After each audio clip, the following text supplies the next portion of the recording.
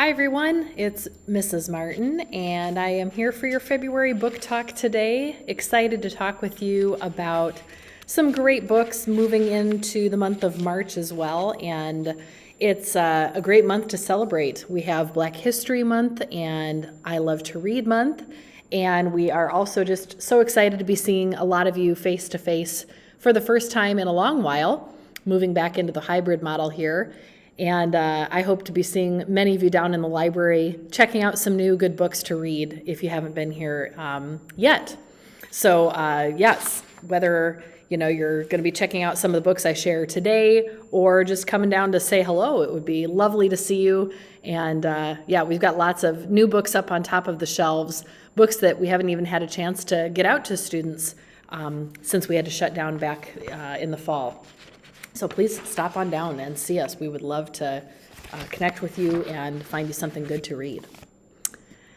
Speaking of the fact that March is just around the corner, I hope you remember from last year, if you were a student here at Valley, that we do March Madness of Books, which is our little competition to find out what is the most popular book here at Valley Middle School.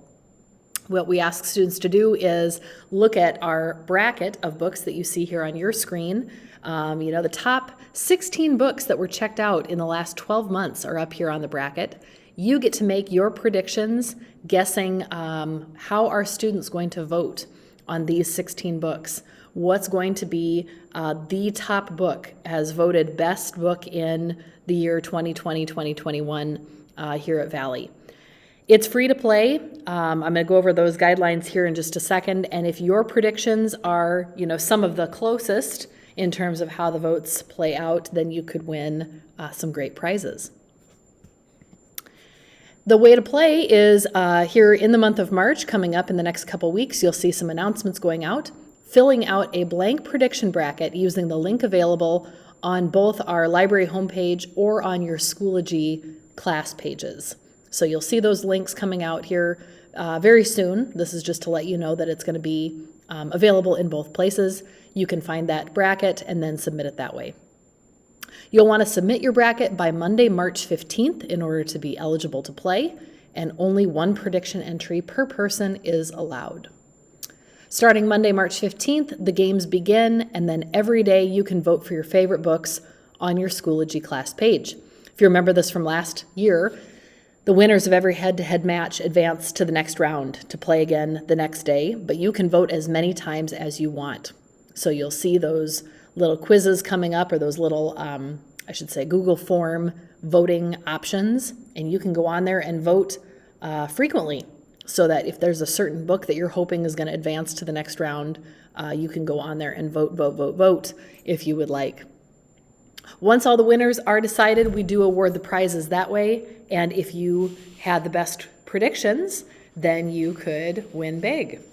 If you have any questions about March Madness once it gets started, please feel free to reach out to me over Schoology or email, and I'd be happy to answer those questions for you. But I hope that you'll play. It's free, it's fun, and it's a great way to connect with some books. Plus, even just looking at that bracket, it might give you some ideas of books to check out, because these are the top 16 that were checked out in our library over the last 12 months. All right, speaking of books, I am today sharing some different books with you, and the first one is from our nonfiction section. This is in our video game section, and yes, we do have books about video games, which might seem like kind of a strange thing if you didn't already know, but we try to stay fairly current on that. I know it's a little tough to do because games are changing all the time. This is one of the newer ones, Game On 2020, written by multiple authors, but this book, of course, has all kinds of things, interviews with Twitch stars, YouTube legends, and game developers.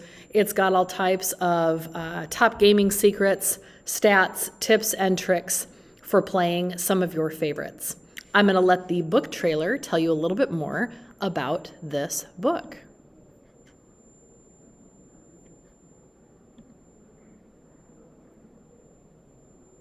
Are you a gamer? Check out the all-new Game On 2020. It has tips and tricks for all the best games. Whether you love Hello Neighbor, Pokemon, or Kingdom Hearts, it has all the best insights for you. Learn about the pros with features on the best esports teams for the most popular games. And in the Ultimate Gamer Challenge section, you can read about the hardest challenges in all of gaming and see if you can be a master too. Game On 2020. It's at your Scholastic Book Fair. And now it's in our library. So consider checking that one out. You can find all of our video game books in that same section in nonfiction, so 794.8. Our next one comes from the short read section in sports, and it's called Paintball Blast by Jake Maddox. We have lots of books in this Jake Maddox collection. This one just happens to be about paintball. I don't have a lot of books about paintball, so I thought what a fun one to pull in. It's a nice short read, and every book in our short read section is around 100 pages or less. So if you're looking for a quick read, this section is a great section to go to. In this book, we've got two main characters, Max and Tyler. They've been playing paintball together for a long time, but they realize something is kind of strange at the paintball field. Something odd is going on. There's a new guy who's been playing with them by the name of Ryan, and Ryan has just started playing paintball. He's admitted that he's new to the sport, and yet he keeps winning over and over and over again. At first, Max figures it's just beginner's luck. It's a coincidence, right? Anybody can win at first a lot. But then he starts to notice some pretty odd things about Ryan and his team. And I won't share all the strange things that he notices. One thing I'll mention is that, for example, the marks that the paintballs leave behind on their clothing don't match up to the number of times the players shoot. So that seems pretty suspicious, for one thing. And there are lots of suspicious things. As soon as Max and Tyler start putting together that Ryan winning all the time seems a little bit strange, the two of them decide they better dig a little deeper to figure out what's going on before the biggest tournament of the year. Find out what happens in Paintball Blast. Slacker by Gordon Korman is in our humor section. This one is one of my favorite funny books in our library. It starts out with a kid who is used to sitting in his basement playing video games with his headphones on, and in fact does this so often it almost causes his house to burn down. His mom yelled down to him to take a lasagna or casserole out of the oven or something while they were out, and he had his headphones on with the game turned up so loud he didn't hear her. And the next thing he knows, firefighters are breaking the glass of the window to his basement to help him get out. It caused such a problem that, of course, Cameron's parents are concerned to the point where they're saying, that's it. Enough gaming, enough sitting in the basement, eating snacks. It's time for you to get involved in something at school. So they decide he's going to need to get involved in like a club or an after-school sport, some kind of extracurricular activity. This is not Cameron's idea. He doesn't want to do it. So luckily he's a clever guy and decides he's going to just fake it. And he's going to come up with instead some fake club to join. The problem is he is so convincing of this fake club. Not only does he convince his parents, he convinces other kids at school that the club exists, and they vote him to be president of the fake club. And oh my gosh, this thing just snowballs into this huge problem. What if the fake thing that you created suddenly became real and you became the president? That's this book called Slacker by Gordon Korman. Absolutely hilarious. Diary of a Minecraft Zombie by Zach Zombie, I guess. I had to dig a little to find out the name of the author, and I'm assuming that's not a real guy. Anyway, you can find all of our Minecraft books in the nonfiction section, but this one happens to be under our humor area.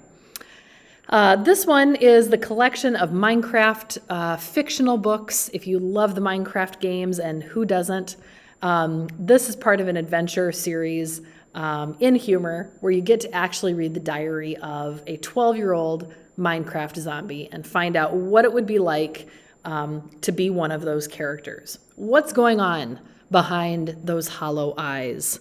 Are zombies really different from us, or are they, sort of similar?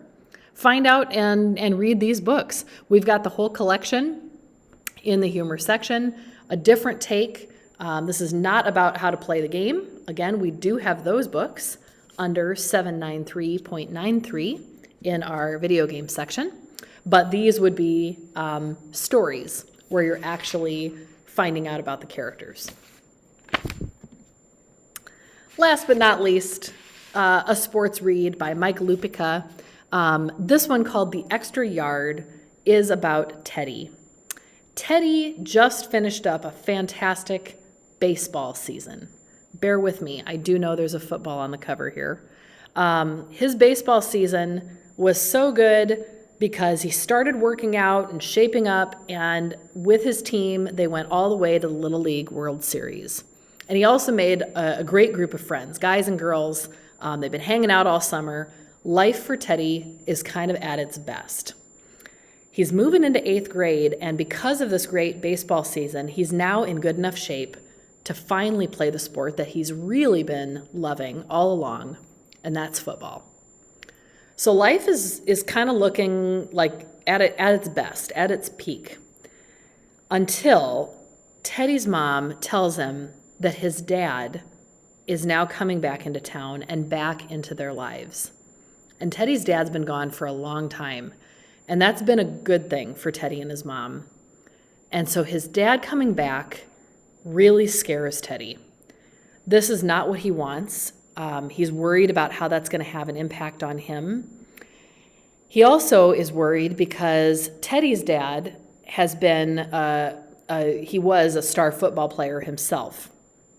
And he's worried that this is going to now play a huge part in Teddy being a football player. Is Teddy's dad only going to want to spend time with him because Teddy's going to be playing football? Teddy wanted this to be his thing. He didn't want this to be a part of him and his dad, forming a relationship again.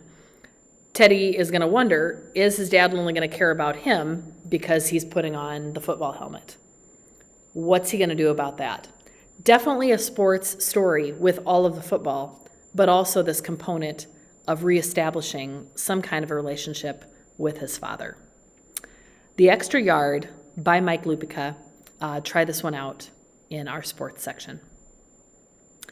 Lots of good books. I hope that you'll consider reading, maybe even, as I'd said, some nonfiction, whether it's video games or if you wanted to take a look at something else, we could steer you in a different direction as well. Today, I know, might feel a little bit strange because, we're just getting back into the groove of this hybrid schedule for many of you, and you maybe haven't been down to the library in a long time. So if that's the case, I hope that you'll take time, either during passing time or class, before or after school, during advisory, come down, browse around in the library again, get familiar with where some things are at, ask for a recommendation, and let's find you something good to read, whether it's a magazine or graphic novel or a fiction or nonfiction book. We want everybody to have something good to read, especially here in the upcoming weeks. Thanks so much for your attention. Happy reading.